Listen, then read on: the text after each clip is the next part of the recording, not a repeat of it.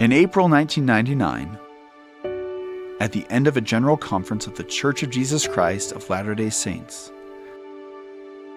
Church President Gordon B. Hinckley arose to offer his concluding remarks. Under President Hinckley's leadership, the church had witnessed a rapid growth in the number of temples operating throughout the world. Temple building had quickly become a hallmark of Hinckley's tenure. But in these concluding remarks, he announced a new temple that caught almost everybody by surprise. In closing now, I feel impressed to announce that among all of the temples we are constructing, we plan to rebuild the Nauvoo Temple. A member of the church and his family have provided a very substantial contribution to make this possible. We are grateful to them. It will be a while before it happens, but the architects have begun their work. This temple will not be busy much of the time. It will be somewhat isolated, but during the summer months we anticipate it will be very busy, and the new building will stand as a memorial to those who built the first such structure there on the banks of the Mississippi.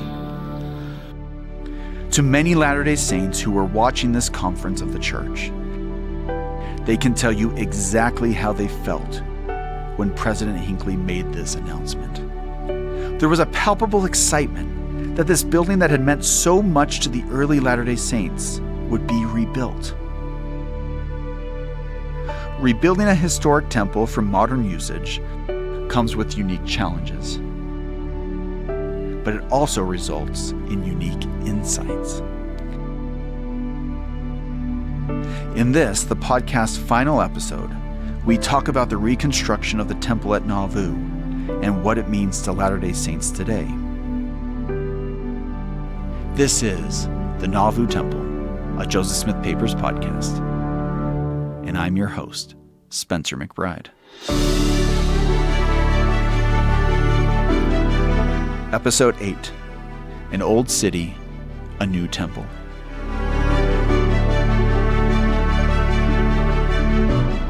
As I sought to better understand the process of rebuilding the Nauvoo Temple, I spoke with Emily Utt. Emily is a curator in the Historic Sites Division of the Church History Department. Her specialty is in architectural history. Buildings go through cycles. Every 30 or 40 years, mechanical systems fail. Electrical systems get out of code. And you reach a point where things are no longer available that were available, or building codes have changed, or other things have changed. So when you are restoring a historic building, it's largely because codes have changed so much, and things are just broken. What about reconstruction? Reconstruction is a very different animal. Reconstructions often happen because something important was lost in a catastrophic way. So not even talking about temples, but if you're just talking about reconstructions in general, things are reconstructed when they catch on fire. So much of Europe was reconstructed after World War II because so much of major city centers were bombed. Historic churches are often reconstructed after a catastrophic event like a fire or an earthquake or things like that. So one of the things you have to ask is why reconstruct? Why not just let it go? There's something picturesque about ruins. And there's something about the unfolding story of a building that sometimes the loss of the building is part of the story. And reconstructing it changes that story. So one of the things that you have to really ask when you're getting into a reconstruction project is why? Why does this place matter enough to reconstruct? Why not just put it online? Why not put a marker out front? Now, the Nauvoo Temple site had historical markers.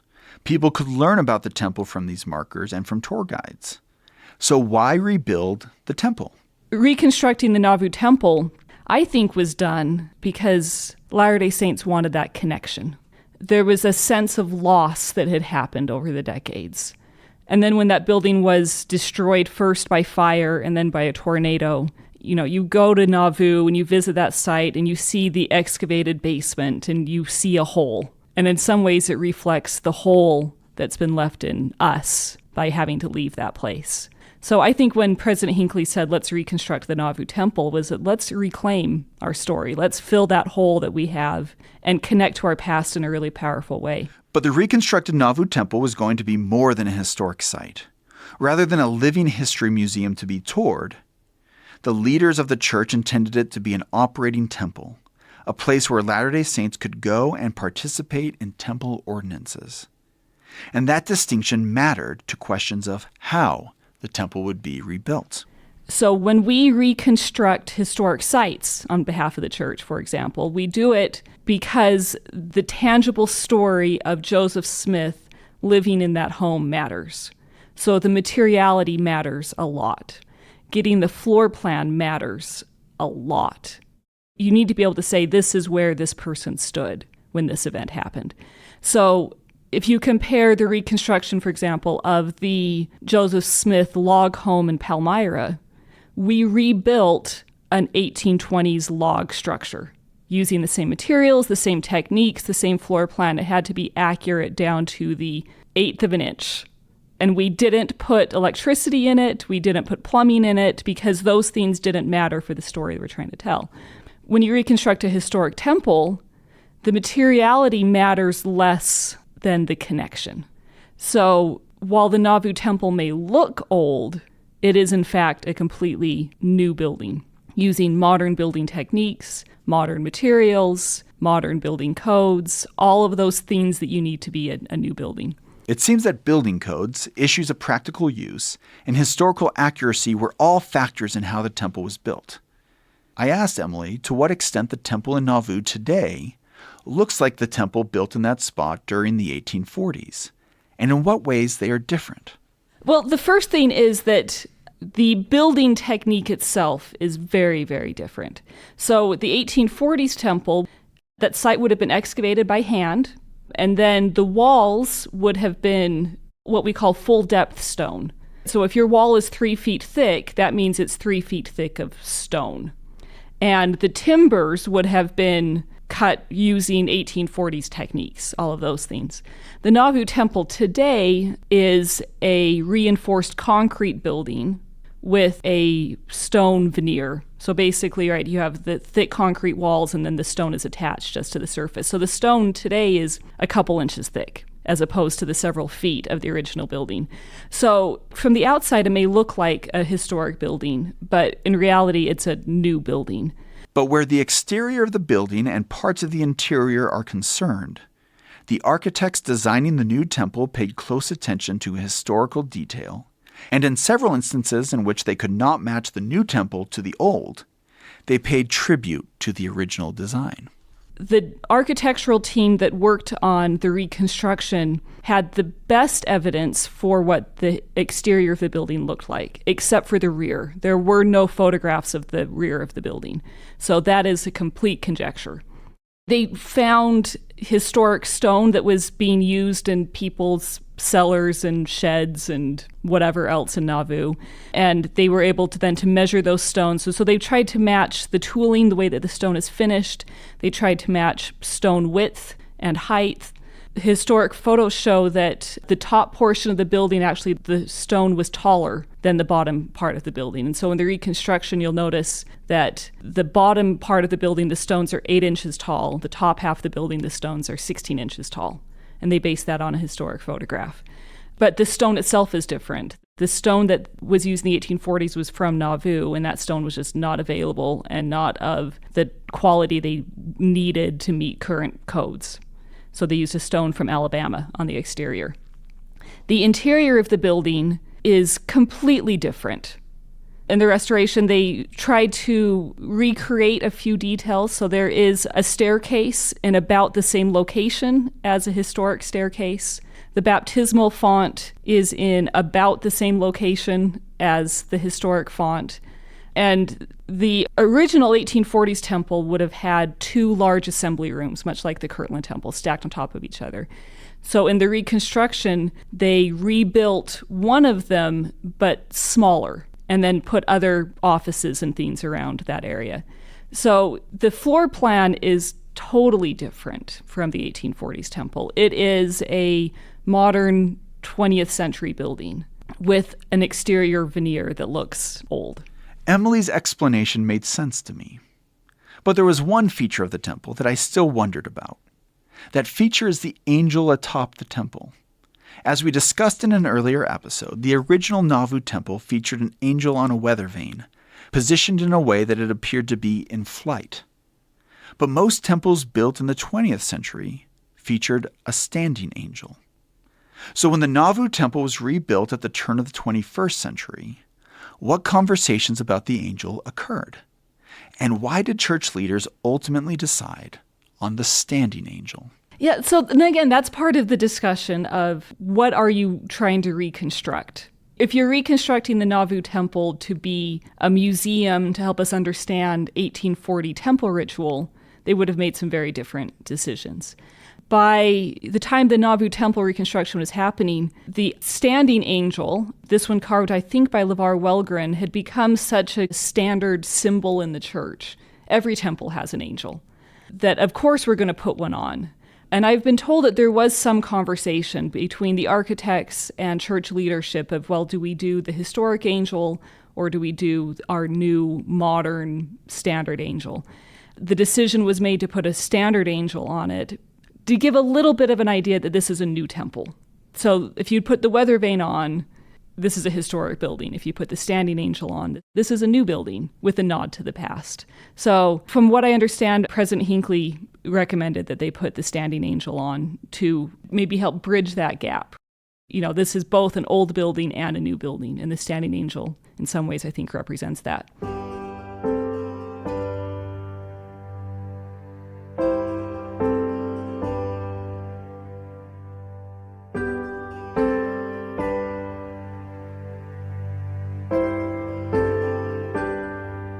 President Gordon B. Hinckley dedicated the rebuilt Nauvoo Temple on June 27, 2002, the 156th anniversary of the martyrdom of Joseph and Hiram Smith. The dedication was broadcast via satellite to church meeting houses throughout much of the world to enable more church members to participate than could travel to Nauvoo. It was a special and historic moment. Yet there was another moment associated with the dedication that may not be as well known. The day after the dedication, the Mormon Tabernacle Choir performed in concert at Quincy, Illinois. Recall that in episode 1 of this podcast, we described the generosity of the people of Quincy toward the Latter-day Saints in 1838 and 1839 as they crossed the Mississippi River in the dead of winter. The people of Quincy had shown immense charity to these refugees, giving freely to men, women, and children who were strangers, but who needed help. During this concert, President Hinckley spoke about that kindness. In the annals of our church, the city of Quincy and its citizens will always occupy a position of the highest esteem. We shall always be grateful for the kindness, the hospitality, the civility with which your people met our people who were exiles from the state of Missouri when Governor Boggs issued his infamous extermination order. Our people were compelled to leave the state of Missouri. It's almost impossible to comprehend in this day and time that such a thing could occur, but the fact is it did occur, and they traveled across most of the state of Missouri, seeking asylum, not knowing where to go or what to do. And the citizens of Quincy welcomed them, took them in, sheltered them from the winter which was all about them, and were so kind to them until they were able to find a place up the river in Nauvoo where they established that beautiful city on the Mississippi. In behalf of the church, the entire church, across the world, and in behalf of this great and wonderful choir, this organization of volunteer singers, I express my gratitude to those who are successors of those who were here long ago and say thank you with all of our hearts. The choir is singing tonight as an expression of appreciation to this community, to say thank you for what occurred so very long ago. And as an expression of our appreciation, they are contributing all of the proceeds of this concert to the city of Quincy and its charitable purposes. We have had the pleasure of presenting $75,000.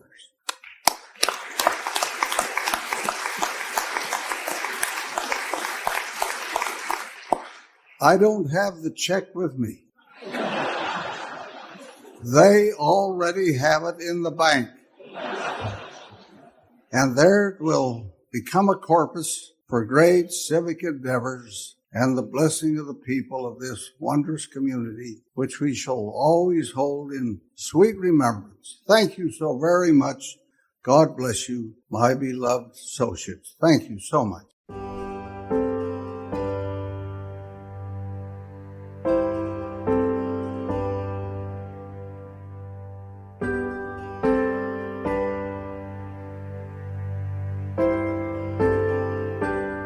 With the Nauvoo Temple rebuilt and functioning as an operating temple of the church, I wondered how this had affected Nauvoo's other historic sites.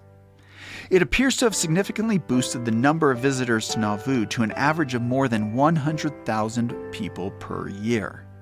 Still, the rebuilt temple presented the church's historic sites team with a new and unexpected challenge. The temple site was no longer a historic site open for tours. It was once again a place of religious worship. How can we teach about the historical significance of the temple in Nauvoo without disrupting temple worship in the present? To understand how the church's historic sites team has addressed this issue, I spoke with curator Stephen Olson. He told me that the challenge presented the church with new opportunities. There was a great opportunity to interpret the spiritual significance of Nauvoo as never before. There was almost a compelling need to do that now that the temple was present on the hill. And so in the development of the first phase of this long-range master plan that under the direction of the First Presidency, we proposed to develop a little neighborhood just surrounding the Nauvoo Temple that featured a number of properties that were salient to the development of the temple. The home, for example, of William Weeks was still standing, and yet it had never been restored or used as a tour home. The home of Edward and Ann Hunter, where Joseph was living when he wrote the letters that are now section 127 and 128 of the Doctrine and Covenants that outline the doctrine of baptism for the dead and the glories of eternity that are available through the temple. The West Grove, which was right next to Edward and Ann Hunter's home, where these doctrines of eternity connected with the temple were first made available to the saints in conference assembled. So there was a number of really distinctive properties in this area just down the hill from the temple that had never been developed or interpreted. That was our first contribution, if you will, in this new master planning effort to develop those properties and interpret them to help people understand how the temple came to be. So what we've done is we've recreated settings, if you will, physical settings in those homes that allow us to interpret these grand and glorious events preparatory to the construction and use of the temple. So visitors to Nauvoo today learn about the place of the temple in the city's history by visiting the homes of the men and women who helped build it. The Hunters, the Weeks, the Joneses, and countless others who resided in Nauvoo and whose names we might not otherwise know, contributed to the temple construction in one way or another. The temple was an important part of their lives. This conversation got me thinking about something that Emily Utt told me about the connection she feels to these largely unknown men and women, and how that connection, in part, makes historical preservation so meaningful for her. Most members of the church, and really most people in general, don't leave behind a grand legacy. Most of us are never going to be famous. Most of us are never going to be president. Most of us are never going to author that great American novel. We're never going to be a big deal. And most of us don't leave anything behind. We don't have institutional archives clamoring for our personal papers. But all of us leave behind a building. All of us leave behind a place where we have lived, where we have worshiped, where we have gathered. So why these historic places matter so much is that when you go into the Nauvoo Temple or to one of the other historic places in Nauvoo, there's that connection. There's that sense you are walking in the footsteps, yes, of Joseph Smith and these great names, but you're also walking in the footsteps of people that you will likely never hear about. Those common everyday people. That stonemason who we don't even know his name, but spent a year carving stone. Or the person who wove carpets. Those small, nameless sacrifices, I think, are what makes historic places so powerful.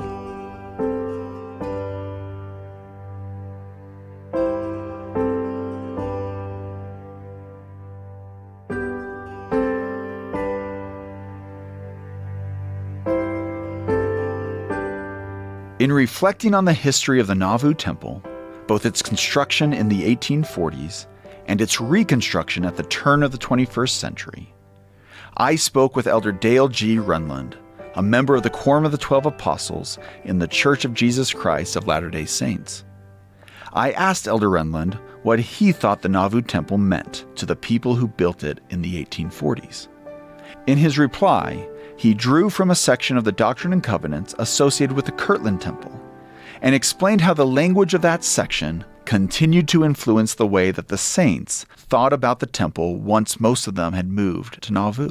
This was something that they saw as the pinnacle of their membership in the church.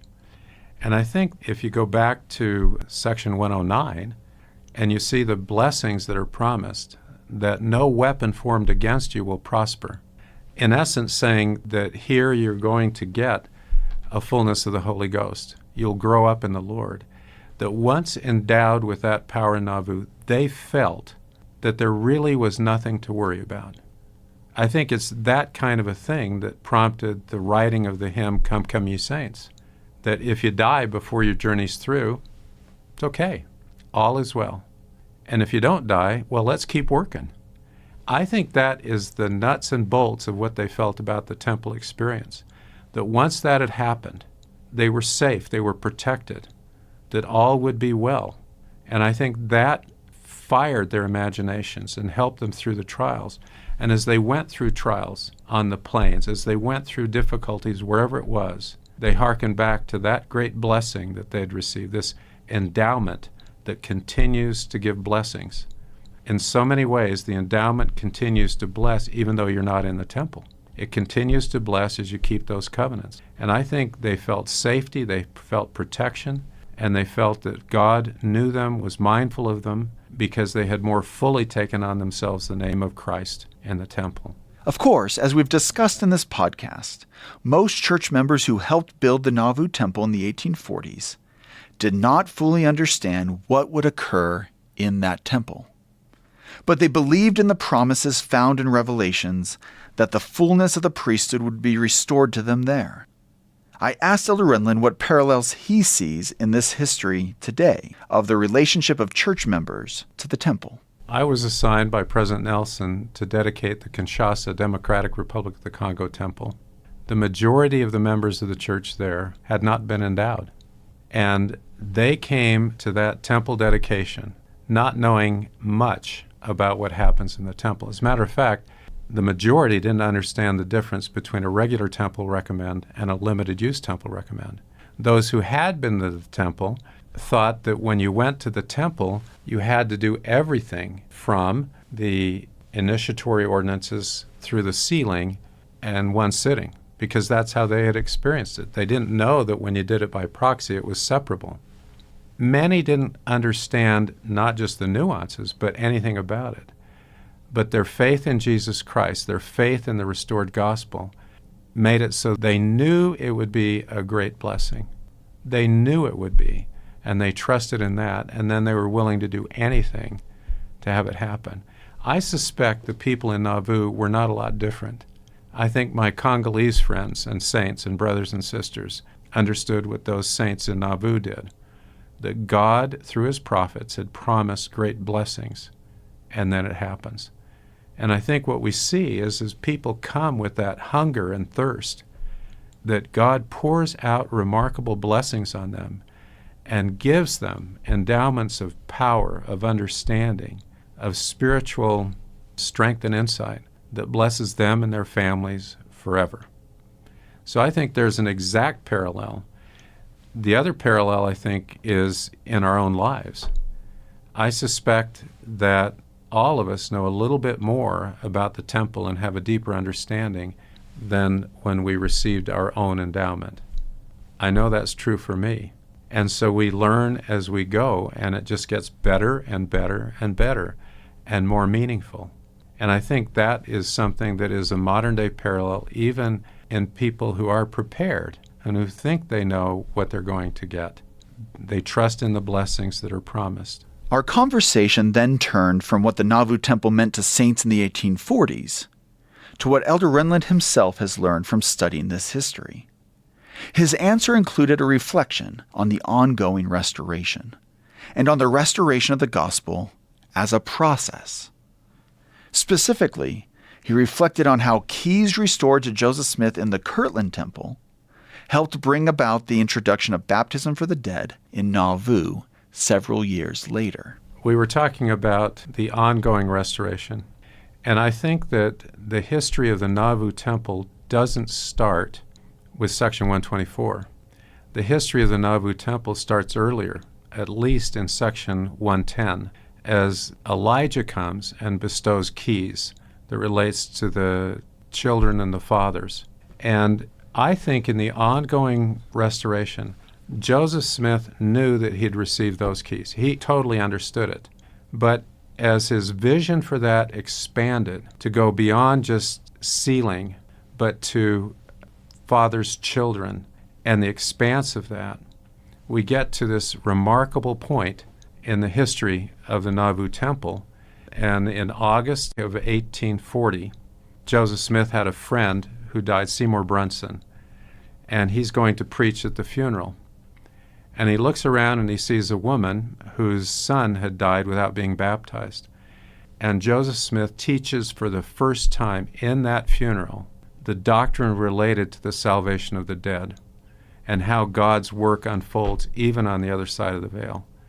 And as you read this story, you realize everything clicked. This was an amazing aha moment because so many of the difficulties associated with Christian baptism were resolved. They were totally resolved. And so people recognized that this doctrine was something remarkable. This was revolutionary, and yet the keys for this to be done were bestowed in the Kirtland Temple some years earlier. But now it was clear to the prophet, and he then shared it, and then he went on talking about it, and then we get more revelations about it. What about members of the church today? What does it mean to know that a temple stands once again on the bluff overlooking the Mississippi River? For some members of the church, there is a direct connection to the temple through their ancestors who helped build it. But for far more of them, the connection is less familial and more about the heritage of their faith. Well, I think you have both of those scenarios with the contrast between my wife and me. She's a descendant of Reynolds Cahoon, who was part of the temple committee. And so she has ancestry that was directly involved with the building of the Nauvoo Temple. And so for her, it brings great joy. None of my ancestors were at all involved with it. But I claim the same pioneer heritage of faith because it is mine. This is my faith. This is the heritage that I've adopted in my life, and so it brings the same great joy. I view it as a great vindication of the church, of Joseph Smith, and of Hiram Smith, that the reconstruction of the Nauvoo Temple is vindication for the faith that they had. It is an honor and a tribute to those pioneer ancestors. But it's also, even if you don't have pioneer ancestry, it still is saying that when times are difficult, wait. God will deliver on his promises. That brings faith to all of us, no matter what our situation. It's a reaffirmation of faith in the restoration of the gospel. And indeed, it is a manifestation of the ultimate success of God's kingdom here on earth. So I think if you have ancestry that was literally there, or whether you have adopted yourself into that pioneer heritage, you derive the same blessings. Throughout my conversations with the various historians and scholars we interviewed for this podcast, we reflected together on what the Nauvoo Temple meant to Latter-day Saints in the 1840s. And our conversations inevitably turned to questions about what the temple's reconstruction means to Latter-day Saints in the present. What does the renewed presence of the temple on that bluff overlooking the Mississippi River signify? What does it represent? In a very clear sense, the rebuilt Nauvoo Temple stands as a monument to the devotion of the men and women who built the original temple in that city. It's a symbol of the determination they exhibited to build such a sacred edifice in their poverty and amid intense trials and tribulations.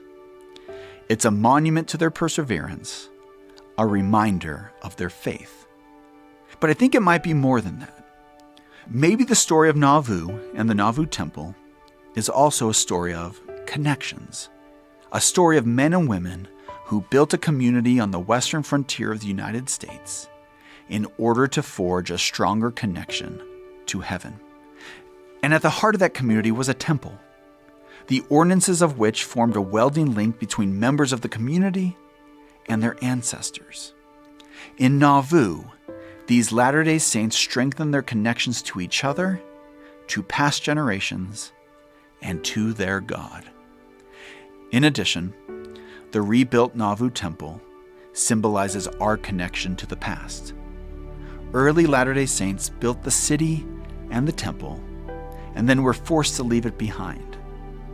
But for many church members today, the reconstruction of the Nauvoo Temple is akin to reclaiming part of the past and establishing stronger ties to the people of a bygone era. If the people who founded Nauvoo built the city and the temple at its center to forge a stronger connection to the divine, their story can inspire us to seek a similar connection in our own day.